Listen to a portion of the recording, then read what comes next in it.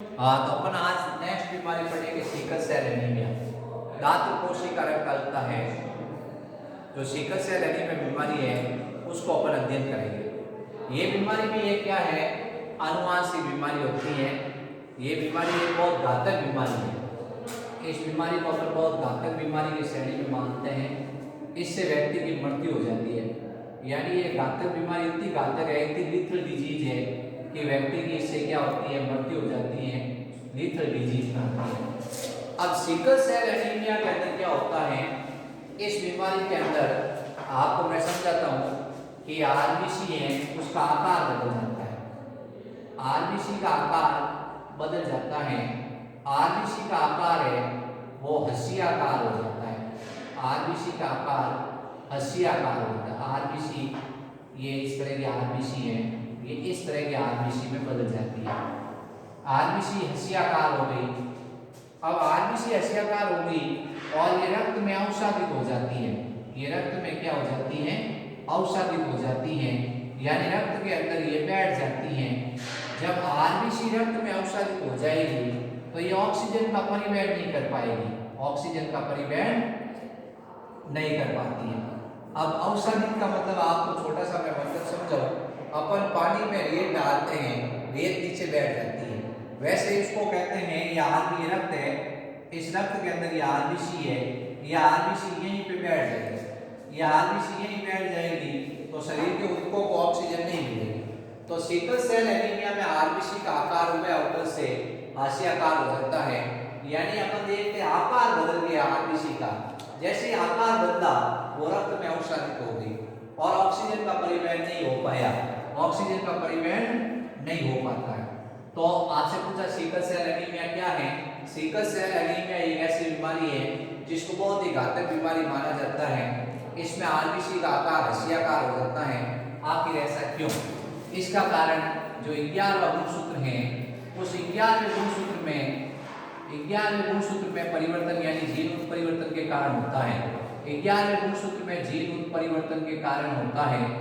अब अपन जानते हैं कि हमारी आरबीसी के अंदर हमारी आरबीसी है जिसको लाल रुधिर कणिका कहते हैं, उसमें एक श्वसन वर्णक होता है।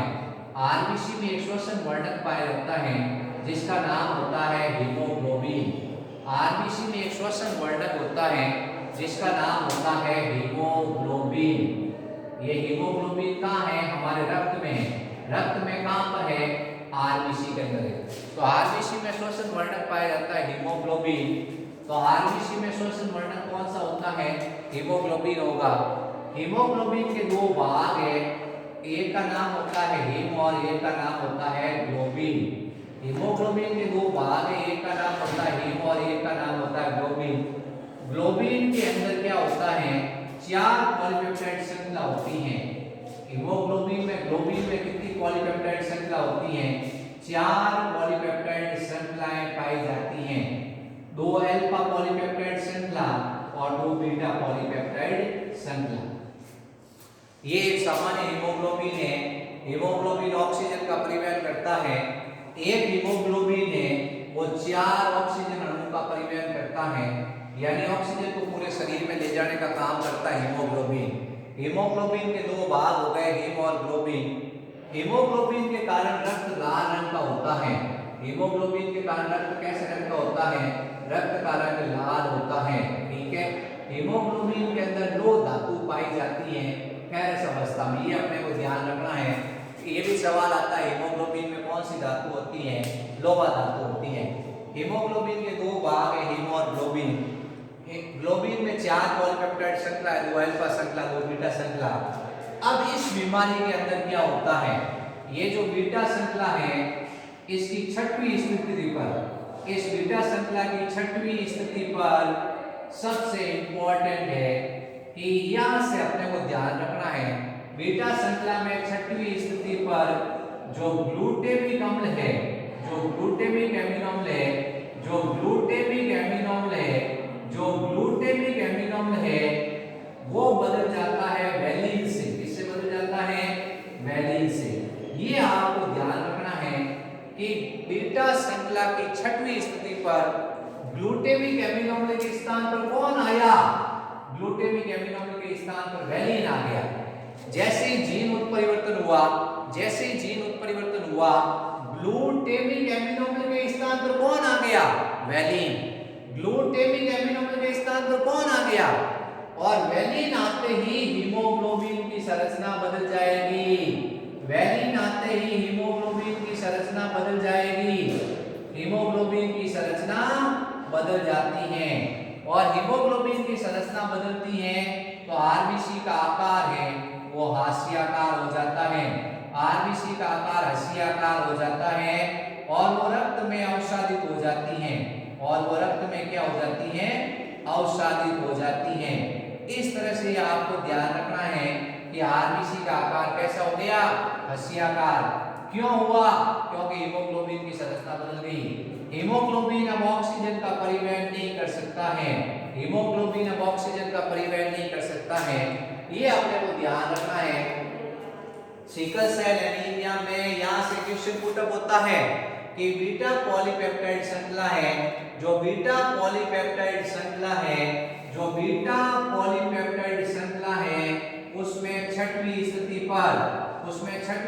पर ग्लूटामिक एमिनो अम्ल के स्थान पर क्या आ जाता है? वैलिन। ग्लूटामिक एमिनो अम्ल के स्थान पर क्या आ गया? वैलिन। और वैलिन आते ही हीमोग्लोबिन की संरचना बदल गई, वो ऑक्सीजन का परिवहन नहीं कर सकता है और आरबीसी हाशियाकार हो जाती है और रक्त में अवसादित हो जाती है। तो बच्चों अपने को ध्यान रखना है कि अपने अंदर हड्डियां हैं वो अपना एक आकार दे रही है अपने को, वैसे हीमोग्लोबिन है वो आरबीसी को आकार दे रहा है। आरबीसी का आकार बदल गया, इसका मतलब वो आरबीसी वहीं बैठ गई और शरीर के सब भागों को चाहिए ऑक्सीजन। अब अगला है कि ये जो सिकल सेल एनीमिया है, इस सिकल सेल एनीमिया में परिवर्तन कैसे हुआ है? अपन देखते हैं कि हमारे अंदर है GAG। ये एक्चुअल में जेनेटिक कोड है और अब GAG के सामने, G के सामने आपको पता ही है कि G के सामने जुड़ता है C, A के सामने जुड़ता है T और G के सामने जुड़ता है C। ये डीएनए है। ये एक सामान्य व्यक्ति का डीएनए है। ये एक सामान्य व्यक्ति का डीएनए है। सामान्य व्यक्ति का डीएनए है। इस डीएनए से बनेगा mRNA। इस डीएनए से बनेगा mRNA। अब अपन देखेंगे ये GAG है, इस G का अनुपूरक, GAG का अनुपूरक है CTC। अब C से क्या बनता है? G, T से क्या बनता है? A और C से क्या बनता है? G।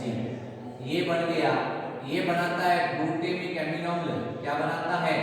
ग्लूटामिक एमिनो अम्ल। ये हमारे अंदर नॉर्मल कंडीशन है जिसको सिकल सेल एनीमिया नहीं है। उसमें तो इस तरह से ये mRNA है, ये अनुवांशिक कूट है। ये क्या है? अनुवांशिक कूट है। इस अनुवांशिक कूट के कारण ग्लूटामिक एमिनो अम्ल बन रहा है। ये ग्लूटामिक एमिनो अम्ल बन रहा है सामान्य व्यक्ति के अंदर। लेकिन अब क्या होगा कि मान लो अगर अपन देखेंगे कि थोड़ा सा जीन उत्परिवर्तन हो गया, थोड़ा क्या हो गया? जीन उत्परिवर्तन हो गया। जीन उत्परिवर्तन क्या हुआ है? जी इसमें कुछ परिवर्तन नहीं हुआ है। जो ये ए है, ए के स्थान पर टी आ जाता है। ए के स्थान पर क्या आ जाता है? टी। जी के सामने आपको पता ही है, जी के सामने क्या जुड़ता है बच्चों? जी के सामने जुड़ता है सी और टी के सामने क्या जुड़ता है? टी के सामने ये जुड़ता है और इस जी के सामने क्या जुड़ेगा? सी। ये उत्परिवर्तित डीएनए है। कैसा है? ये उत्परिवर्तन हो गया है, यानी अनुवांशिक कूट बदलेगा। अब इससे बनेगा mRNA। क्या बनेगा? mRNA, मैसेंजर आरएनए, संदेशवाहक। संदेशवाहक आरएनए में क्या होते हैं? अनुवांशिक कूट होते हैं। क्या होते हैं? अनुवांशिक कूट होते हैं। अब ये जो टी है वो एक्चुअल में ये ए के स्थान पर क्या आया है? टी आया है। अब सी के सामने वही जी, ए के सामने यू और सी के सामने क्या आएगा? जी। तो अपन ने देखा ये नया अनुवांशिक कूट आ गया है और ये नया अनुवांशिक कूट क्या बनाता है? वैलिन। क्या बनाता है? वैलिन। तो इस तरह से सिकल सेल एनीमिया का कारण क्या है? सिकल सेल एनीमिया का कारण है जीन परिवर्तन होना।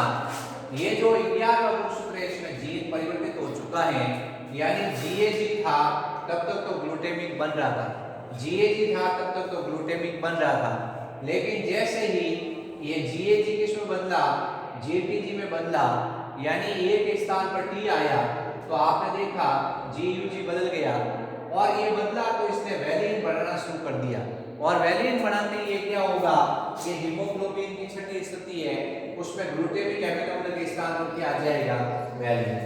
अब एक सवाल आता है जो इंपॉर्टेंट क्वेश्चन है कि जो ये सिकल सेल वाहक कोई है, सिकल सेल वाहक कोई बच्चा है, उसको कभी मलेरिया क्यों नहीं होता है, सिकल सेल वाहक बच्चे को कभी भी मलेरिया क्यों नहीं होता है। तो इसका आपको रीजन बताना है कि ये विषम युग्मनजी अवस्था है। कैसी अवस्था है, ये विषम युग्मनजी अवस्था है। इस अवस्था के अंदर आधी आरबीसी तो होगी नॉर्मल, इस बच्चे के अंदर आधी आरबीसी होगी नॉर्मल और आधी आरबीसी होगी सिकल सेल वाली। इस बच्चे के अंदर जो वाहक बच्चा है इसके अंदर आधी आरबीसी तो होती है नॉर्मल और आधी आरबीसी कैसी होती है, सिकल सेल की, हसियाकार। कैसी होती है, सिकल सेल की। जो मलेरिया है वो मलेरिया होता है प्लाज्मोडियम से, मलेरिया होता है प्लाज्मोडियम से। अब ये मलेरिया परजीवी है, ये इस आरबीसी के अंदर पनप सकता है लेकिन इस आरबीसी के अंदर ये पनप नहीं सकता है। तो अगर मान लो ये इस आरबीसी के अंदर पनप नहीं सकता है तो इसका जो जीवन चक्र है वो टूट जाता है, और जीवन चक्र टूटने के कारण मलेरिया कभी भी इन बच्चों को नहीं होता है। तो आपसे पूछा जाएगा कि एक वाहक बच्चा है उसको मलेरिया क्यों नहीं होता है, तो आपको बताना है इनमें आधी आरबीसी सामान्य होती है और आधी आरबीसी सिकल सेल की होती है। अब आधी आरबीसी सिकल सेल की होने के कारण, आधी आरबीसी सिकल सेल की होने के कारण ये अपना जीवन चक्र पूरा नहीं कर पाता है, यानी परजीवी पनप नहीं पाता है, परजीवी पनप नहीं पाता है, परजीवी है वो पनप नहीं पाएगा तो अपने आप जीवन चक्र पूरा नहीं कर पाएगा, इसलिए इन बच्चों को कभी भी मलेरिया नहीं होता है। और 2 नंबर का सवाल आ सकता है आपके बोर्ड के अंदर कि इन बच्चों को मलेरिया क्यों नहीं होता है, क्योंकि इनकी आधी आरबीसी सामान्य होती है और आधी आरबीसी कैसी होती है, सिकल सेल की। ये प्लाज्मोडियम परजीवी पनप नहीं पाता है किस सेल में, सिकल सेल आरबीसी में, इसलिए जीवन चक्र पूरा नहीं होगा, इन बच्चों को ये रोग नहीं होगा। ठीक है, अब अपन इसको आगे देखेंगे। एक क्रॉस करवाऊंगा मैं इसमें सिकल सेल एनीमिया में, और आपको बताऊंगा कि इसका जो अनुपात है ये कितना घातक जीन है, इससे मृत्यु कैसे होती है वो आपको समझाएंगे। हाँ, तो सिकल सेल एनीमिया का अपन एक क्रॉस करेंगे बच्चों। एक अपन क्या करेंगे, ये वाहक बच्चा है, ये वाहक पुरुष है, मान लो ये एक वाहक पुरुष है, ये भी आप लोगों का भी जीन होता है, अपने आप को व्यक्त